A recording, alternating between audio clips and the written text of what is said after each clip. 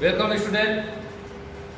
जैसा कि आप सबको पता है 29 जून को सोमवार को 10वीं क्लास की सामाजिक विषय का पेपर होगा और हमारे चैनल के द्वारा इस परीक्षा से संबंधित हम कुछ मॉडल पेपर आपके लिए लेके आए हैं। तो 10th क्लास के जो स्टूडेंट हैं वो विशेष रूप से डीरोना स्टडी पॉइंट चैनल के द्वारा जो मॉडल पेपर आपको उपलब्ध करवाए जा रहे हैं उन्हें आप ध्यान से सुने और समझें और पूरी मेहनत के साथ इन मॉडल पेपर्स के अंदर महत्वपूर्ण प्रश्नों का संकलन किया गया है और ये कोशिश की गई है कि इन्हीं मॉडल पेपर में से एग्जाम में प्रश्न पूछें जिनका आपको फायदा हो। जैसा कि अभी पीछे ज्योग्राफी का पेपर हुआ, हमारे चैनल के द्वारा ज्योग्राफी से संबंधित कुछ महत्वपूर्ण प्रश्नों के वीडियो दिए गए थे जिनमें से 70 से 80% क्वेश्चन जो हैं वो पेपर में आए हैं। ठीक उसी प्रकार से सामाजिक विषय के लिए भी मॉडल पेपर दिए जा रहे हैं। 29 तारीख बाद 30 जून को गणित का पेपर जो होगा उसके लिए भी डीरोना स्टडी पॉइंट चैनल पर वीडियो उपलब्ध है, तो आप लोग इन्हें ध्यान से सुने और समझें। तो अगर हम महत्वपूर्ण क्वेश्चंस की बात करें मॉडल पेपर में, तो पहला क्वेश्चन जो बहुत महत्वपूर्ण है, कई बार पूछा भी गया है, क्या कि समाहर्ता नामक अधिकारी के क्या कार्य हैं।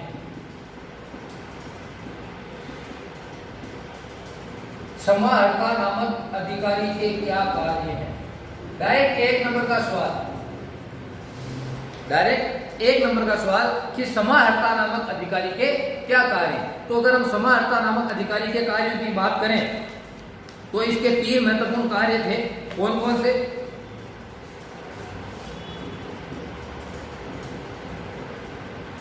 राजस्व एकत्र करना,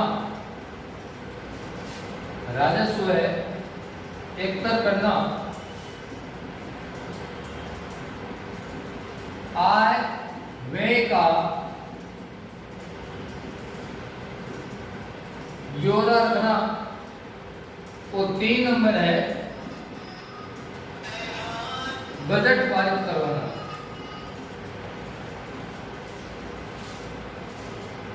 यह समाहर्ता नामक अधिकारी के महत्वपूर्ण कार्य हैं कि राजस्व एकत्र करना, आय व्यय का ब्यौरा रखना और बजट पारित करवाना या बजट तैयार कराना। तो एक ये पहला महत्वपूर्ण क्वेश्चन। दूसरा क्वेश्चन है कि बाबरनामा का फारसी में अनुवाद किसने किया। बाबरनामा एक पुस्तक है जो मुगल बादशाह बाबर ने अपनी जीवन पर लिखी थी, आत्मकथा थी, इसका नाम था बाबरनामा, जो तुर्की भाषा में लिखी गई थी। तो इस तुर्की भाषा में लिखी गई जो बाबरनामा पुस्तक है, इस बाबरनामा पुस्तक को फारसी में अनुवाद किसने किया। तो हमारा जवाब क्या होगा? अब्दुल रहीम खान। बहुत महत्वपूर्ण क्वेश्चन कि बाबरनामा का फारसी में अनुवाद करने वाला व्यक्ति कौन था? अब्दुल रहीम खान ने खाना। तीसरा क्वेश्चन है डेमोक्रेसी। डेमोक्रेसी जो इंग्लिश भाषा का शब्द है, इसकी उत्पत्ति ग्रीक भाषा से हुई है। प्रश्न क्या है कि डेमोक्रेसी ग्रीक भाषा के किन शब्दों के संयोग से बनी है। डेमोक्रेसी जो शब्द है ये ग्रीक भाषा के किन 2 शब्दों के संयोग से बना है। तो 2 शब्द कौन कौन से? एक तो है डेमोस और एक है क्रेटिया।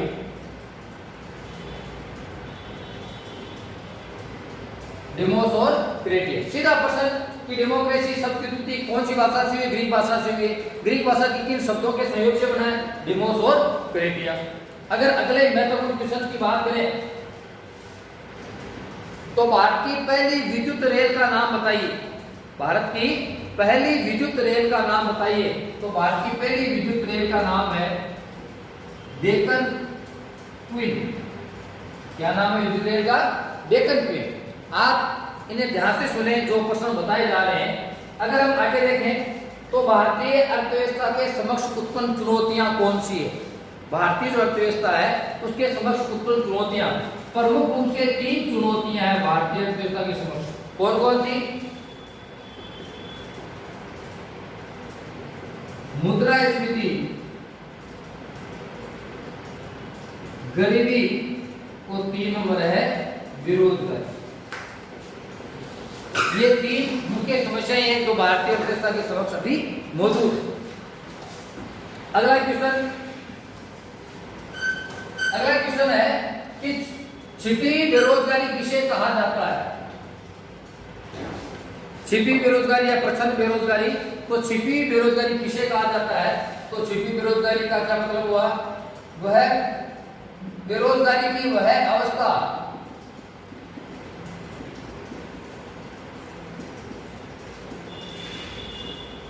बेरोजगारी की वह अवस्था जिसमें बेरोजगारी की वह अवस्था जिसमें व्यक्ति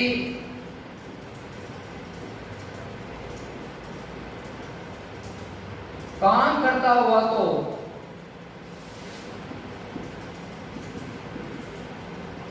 दिखाई देता है, लेकिन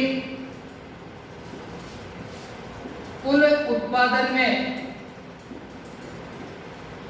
उसका योगदान शून्य होता है।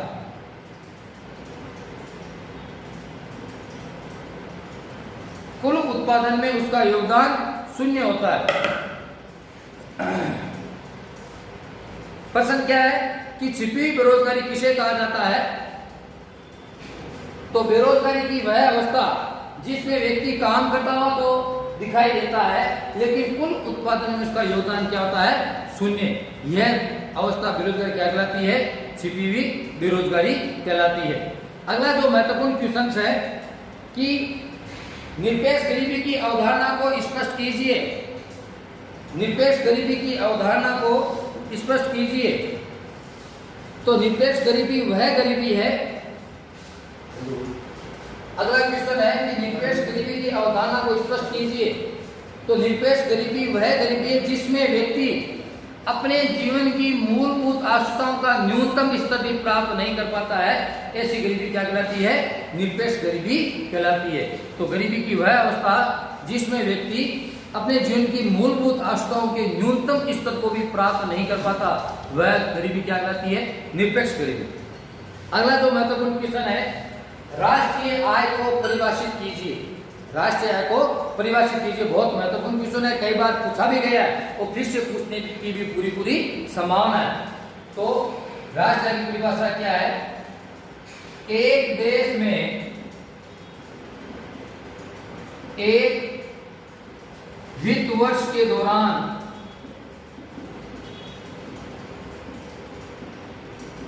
उत्पादन के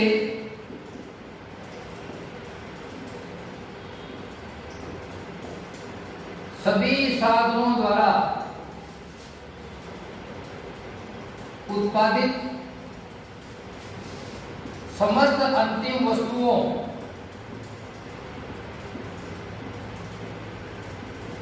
व सेवाओं के मौद्रिक मूल्य के योग को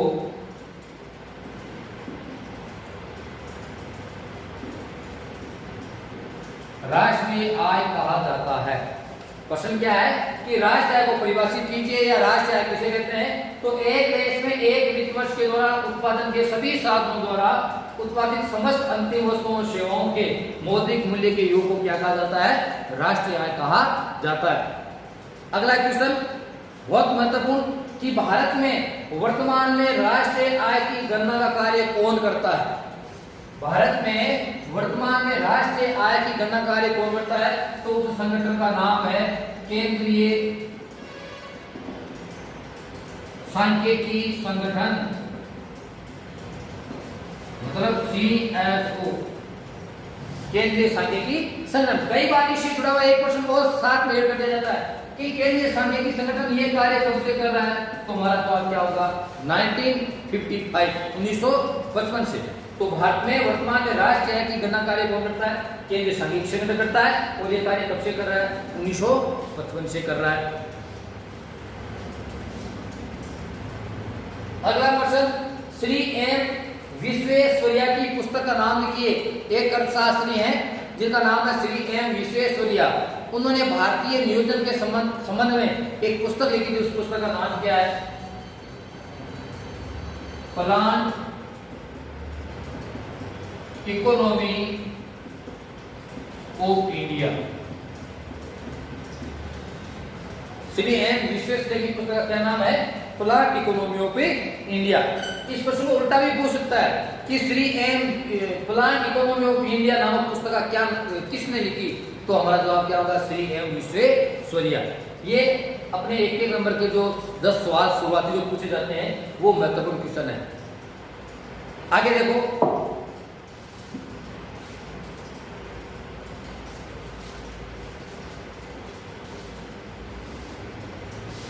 अगला जो क्वेश्चन है, बावड़ी क्या है समझाइए। बावड़ी,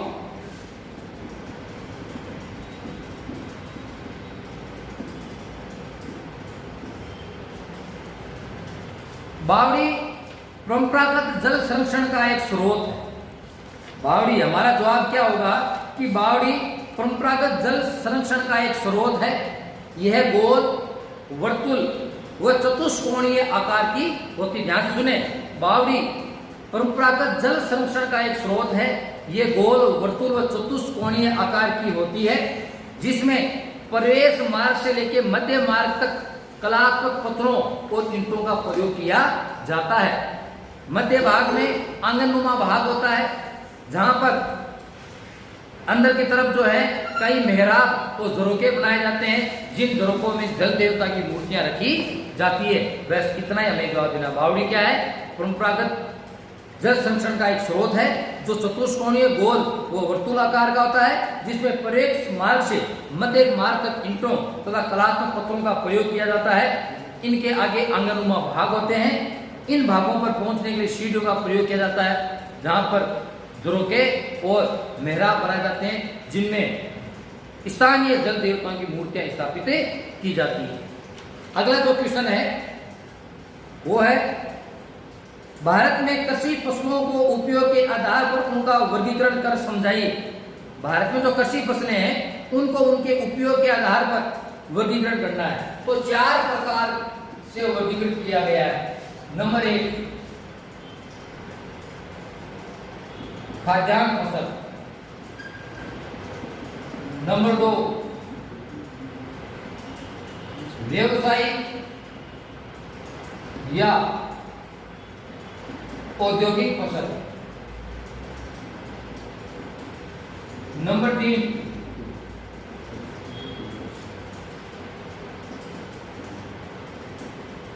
बागानी फसलें। और नंबर 4, उद्यान फसल।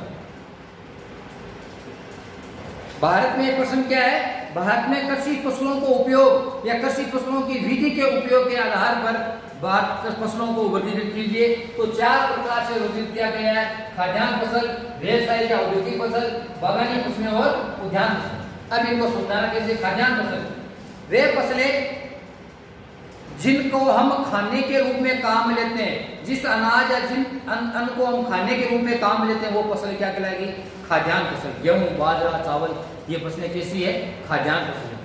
अगला व्यवसायिक या औद्योगिक फसलें, इन्हें नकदी फसलें भी कहा जाता है, वाणिज्यिक फसलें भी कहा जाता है, मुद्रादायनी फसलें भी कहा जाता है। तो ऐसी फसलें जो व्यवसायिक कार्यों या उद्योगों में कच्चे माल के रूप में काम में ली जाती है, ऐसी फसलों को व्यवसायिक या औद्योगिक फसलें कहा जाता है। पीछे सुने, ऐसी फसलें जिन्हें व्यवसायों में या उद्योगों में कच्चे माल के रूप में काम में लिया जाता है, ऐसी फसलों को क्या कहा गया? व्यवसायिक या औद्योगिक फसलें। जैसे कपास है, गन्ना है।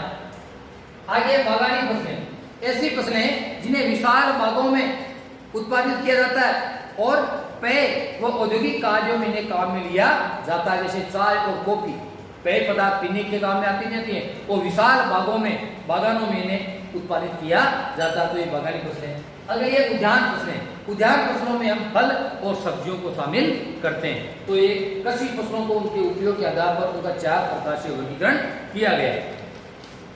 अगर हम अगले क्वेश्चन की बात करें तो अगला महत्वपूर्ण क्वेश्चन है कि भारत में खनिजों की स्थिति पर प्रकाश डालिए। भारत में खनिजों की स्थिति पर प्रकाश डालिए।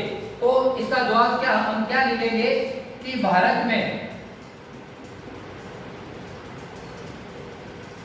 89 प्रकार के खनिज पाए जाते हैं। कितने प्रकार के खनिज पाए जाते हैं? 89 प्रकार के। धात्विक और अधात्विक दोनों प्रकार के जो खनिज है उनकी कुल संख्या कितनी है? 89। 89 प्रकार के खनिज पाए जाते हैं, जिसमें से 52 खनिज तो कैसे हैं? अधात्विक। उन में से 52 खनिज क्या है? अधात्विक। 10 खनिज हैं धात्विक, 23 है सूक्ष्म खनिज जो निर्माण सामग्री में हम काम लेते हैं। तो भारत में धात्विक और अधात्विक दोनों प्रकार के 49 प्रकार के खनिज पाए जाते हैं, जिसमें से 52 खनिज अधात्विक है, 10 खनिज धात्विक है, 23 खनिज सूक्ष्म खनिज है और 4 ईंधन खनिज है। 4 कितने हैं? ईंधन खनिज, जो देश के सकल घरेलू उत्पाद का 3.4% तथा औद्योगिक उत्पादन का 11% है। तो ये खनिजों की स्थिति के बारे में आपका जवाब है। अगला जो क्वेश्चन है वो है कि भारत में सूती वस्त्र उद्योग के विकास पर प्रकाश डालिए। भारत में जो सूती वस्त्र उद्योग है उसका विकास किस प्रकार से हुआ, कब कब हुआ है? तो अगर इसके बारे में देख रहे हैं तो भारत में सूती वस्त्र उद्योग से संबंधित जो आधुनिक स्वरूप का जो पहला कारखाना है वो कब खोला गया था? 1818 में कलकत्ता के फोर्ट ग्लास्टर में।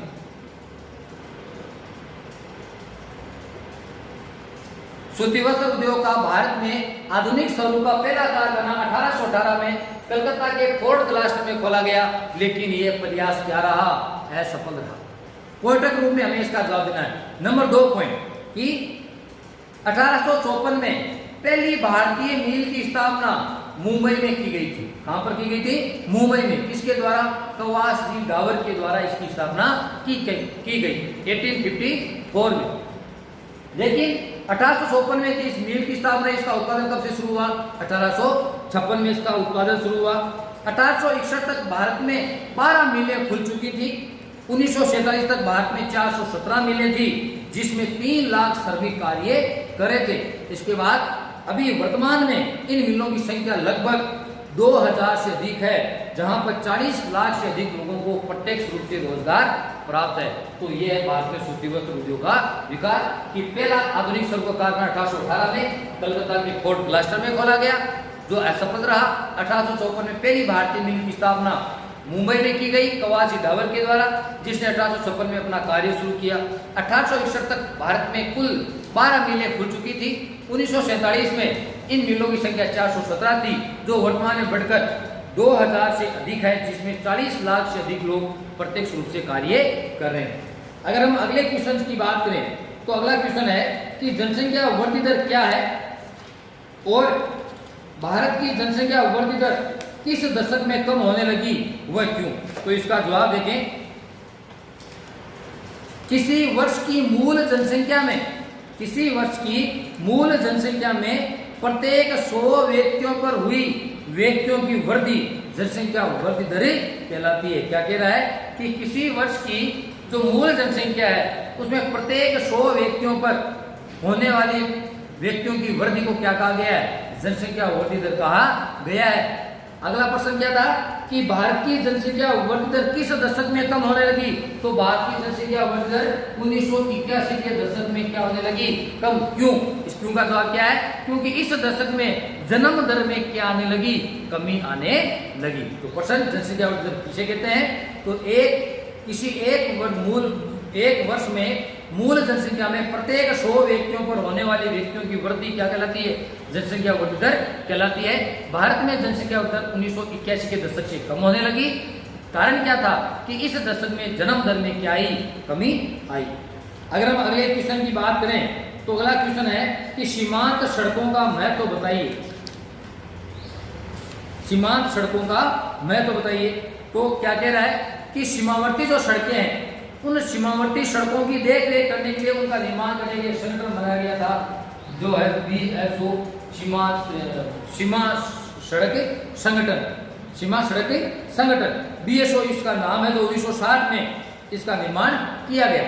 अब इसका महत्व क्या है? महत्व के देखें, क्यों तो सीमावर्ती इलाके हैं जहां तक पहुंचना अत्यंत ही मुश्किल कार्य, उस मुश्किल कार्य को सीमा सड़कों ने क्या किया है? आसान किया है। दूसरी, देश की प्रतिरक्षा जो क्षमता है उसको बढ़ाने में भी सीमांत सड़कों का योगदान रहा है। इसके अलावा इन सड़कों के विकास से दुर्गम क्षेत्रों में अभिगम्यता मतलब आवाजाही बढ़ी है। ये सीमांत सड़कों का महत्व है क्या कि देश की प्रतिरक्षा जो शक्ति है उसे मजबूती प्राप्त हुई है। देश के आर्थिक विकास में इनका योगदान रहा है। जो स्थान अत्यंत दुर्गम है उन स्थानों तक भी क्या हुई है, आवाजाही हुई है, यह अभिगम्यता बढ़ी है। अगला क्वेश्चन है कि सार्वजनिक परिवहन के अधिकाधिक उपयोग को प्रोत्साहित करने के 2 सुझाव दीजिए। सार्वजनिक परिवहन जो है इसे परिवहन को बढ़ाने के लिए 2 सुझाव पूछे गए हैं। 2 नंबर का सवाल पूछेगा, कौन कौन से सुझाव हो सकते हैं। सड़क सुरक्षा का है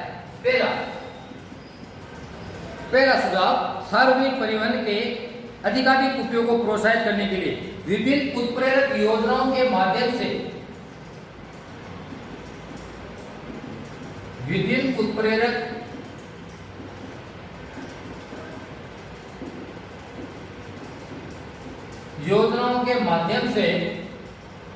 प्रोत्साहित व अभिप्रेरित किया जाना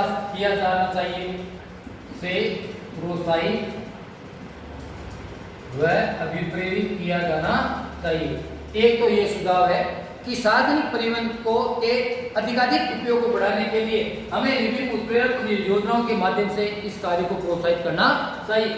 नंबर 2 सुझाव पूछे। नंबर 2, दुपहिया व 3 पहिया वाहनों द्वारा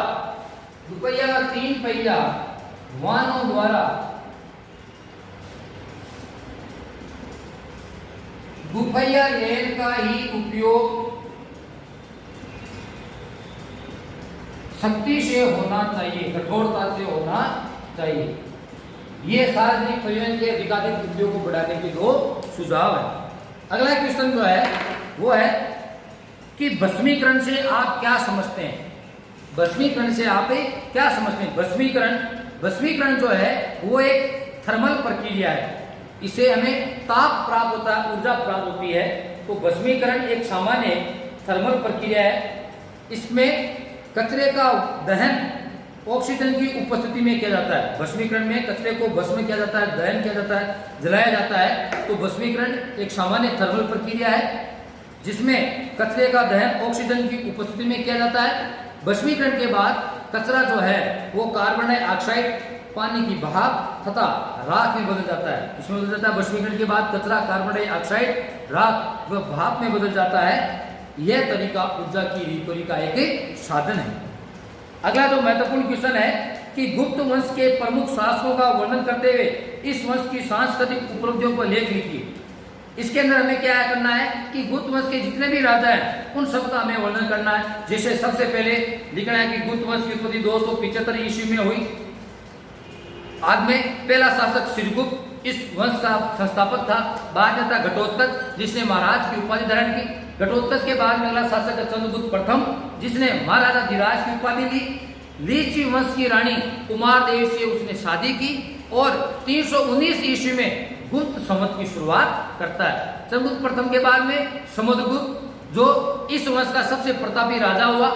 इसका उद्देश्य दिग्विजय और एकीकरण करना था। इसे कविराज कहा गया है। यह संगीत कला में निपुण था। एक सिक्के पर इसकी आकृति वीणा बजाते हुए दर्शाई गई है। ललित कलाओं में इसकी रुचि थी। इसकी सैनिक विजयों का जो उल्लेख है वो प्रयाग प्रशस्ति अभिलेख में किया गया है। वो प्रयाग प्रशस्ति अभिलेख इसके द्वारा लिखी गई थी। इसका दरबारी कविता हरिसेन जिसने इसकी सैनिक विजयों का वर्णन प्रयाग प्रशस्ति अभिलेख में किया है। बाद में चंद्रगुप्त के बाद में अगला शासक था चंद्रगुप्त द्वितीय जिसे देवगुप्त व देवराज भी कहा गया है। इसने अपने साम्राज्य को बढ़ाने के लिए वैवाहिक संबंध स्थापित किए और इसके अलावा शकों को पराजित करने के बाद में इसने उपाधि ली और उस उपाधि का नाम क्या था, विक्रमादित्य। बाद में था कुमारगुप्त महेंद्रादित्य जिसे नालंदा विश्वविद्यालय का संस्थापक माना जाता है। और सबसे लास्ट में था स्कंदगुप्त जो इस वंश का अंतिम प्रतापी शासक था। जूनागढ़ अभिलेख में कहा गया है कि स्कंदगुप्त ने मौर्यों द्वारा निर्मित झील क्या नाम था, सुदर्शन झील। उस सुदर्शन झील का क्या करवाया है, जीर्णोद्धार करवाया। और स्कंदगुप्त के समय विदेशी जाति हुणों का आक्रमण हुआ और स्कंदगुप्त ने हुणों को युद्ध में क्या किया, पराजित। ये था गुप्त वंश के राजाओं का वर्णन। बाद में गुप्त वंश की सांस्कृतिक उपलब्धियां ये भी हमें पूछा है। तो इसके अंदर हम क्या लिखेंगे कि गुप्त वंश की सांस्कृतिक उपलब्धियों में क्या कहा गया है कि राजकाज की भाषा जो थी वो क्या थी, संस्कृत थी। राजकाज की भाषा क्या थी, संस्कृत। और सुमंतगुप्त तथा कुमारगुप्त प्रथम ने अश्वमेध यज्ञ किया। गुप्त सम्राट जो है वैदिक धर्म को मानने वाले थे। चीनी यात्री फायान चंद्रगुप्त द्वितीय के समय भारत यात्रा पर आता है। अभिज्ञान शाकुंतलम और रघुवंशम के रचयिता कालिदास, मुद्रा राक्षस के रचयिता आपके ये मृच्छकटिकम नाटक जो है उसके लेखक सुदृढ़, मुद्रा राक्षस के लेखक जो है विषाद और सुविख्यात कोशकार जो है अमर सिंह, वो गुप्त काल में ही हुए। इसके अलावा गुप्त काल में आर्यभट्ट है, वराहमिहिर है, वो ब्रह्मपुत्र जैसे गणितज्ञ, वो ज्योतिर्विज्ञान संबंधी जो विद्वान है वो इसी काल से संबंधित है। इस काल में दशमलव प्रणाली का क्या हुआ, विकास हुआ। तो ये गुप्त वंश की प्रमुख सांस्कृतिक उपलब्धियां। अगला अगर हम महत्वपूर्ण क्वेश्चन देखें तो मराठों के उदय में शिवाजी का योगदान, इस प्रश्न को पूछने की पूरी संभावना है। तो इसके अंदर हम क्या लिखेंगे, पहले शिवाजी का प्रारंभिक जीवन लिखेंगे कि 20 अप्रैल 1627 ईस्वी को शिवनेर के दुर्ग में शिवाजी का जन्म होता है। पिताजी का नाम साहजी भोसले, माताजी का नाम जीजाबाई था। फिर हम हेडिंग लगाएंगे प्रारंभिक सफलताएं। प्रारंभिक सफलताओं में क्या लिखेंगे कि सर्वप्रथम 1646 ईस्वी में 19 वर्ष की आयु में इन्होंने मावले युवकों के साथ मिलकर पूना के निकट स्थित तोरणदुर्ग पर अधिकार किया। 1686 में इन्होंने बीजापुर के सुल्तान से रायगढ़ और चाकन के दुर्ग जीते। इसके अलावा 1656 में इन्होंने अपनी राजधानी बनाई, किसे, रायगढ़ को। और 1664 ईस्वी में शिवाजी ने मुगलों के अधीन स्थान जिसका नाम था सूरत, उसे जीता। आगे हम अगर चर्चा करें तो बीजापुर का सुल्तान जो है इसने शिवाजी का दमन करने के लिए अपने अफजल खान नामक सेनापति को भेजता है, लेकिन शिवाजी जो है उसे युद्ध में मार देते हैं। इसके बाद में औरंगजेब शिवाजी का दमन करने के लिए अपने मामा जिसका नाम था शाइस्ता खां उसको भेजता है, लेकिन शिवाजी जो है शाइस्ता खां को भी असफल कर देते हैं। बाद में शिवाजी की अन्य विजयों में हम क्या अध्ययन करेंगे कि 1665 में शिवाजी और राजा जयसिंह के मध्य पुरंदर की संधि होती है। शिवाजी वो उनके पुत्र को मुगल दरबार में उपस्थित होना पड़ता है, वहां से वो छुड़कर भाग आते हैं और 1670 में पुनः किसको लूटते हैं, सूरत को। इस प्रकार से सूरत को 2 बार लूटा गया। इसके अलावा खानदेश के जो मुगल अधिकारी हैं उनसे शिवाजी ने चौथ वसूली का कार्य भी किया।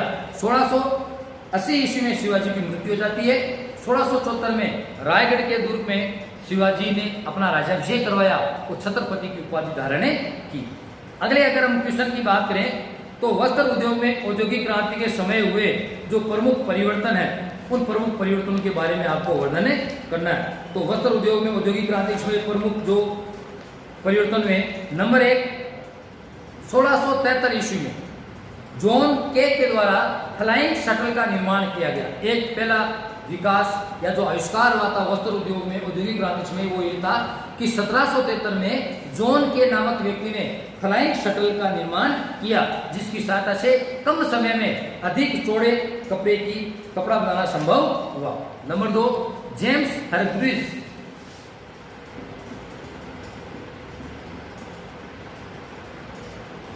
जेम्स हरग्रीव्स ने 1765 में कताई की एक मशीन बनाई जिससे एक व्यक्ति एक साथ कई धागे काट सकता था। 3 नंबर 1769 ईस्वी में रिचर्ड आर्कराइट